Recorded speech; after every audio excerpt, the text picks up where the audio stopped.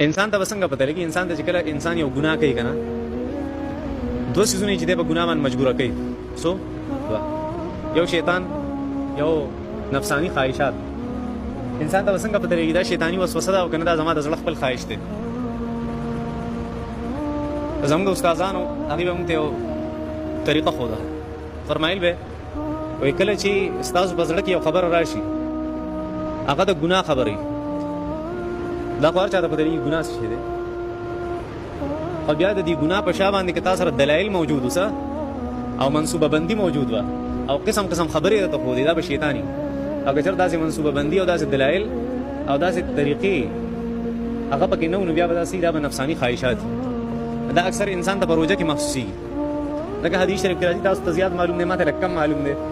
حدیث شریف کې راځي چې په رمضان مبارک کې الله څوک تړي شیطانان تړي دا څه ده بیا خلک جګړه ولې کوي بیا خلک کنځلې ولې کوي بیا خلک دوکه ولې کوي او پته لګي شیطان هغه څه بدنام دی په رمضان کې مسله چا جوړه کړي مسله خپل د زړه خواهش ته هغه جوړه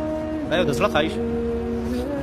دا څه معلومه ستا په زړه کې د ګناه یو خبر رااله او تا په هغه عمل کوو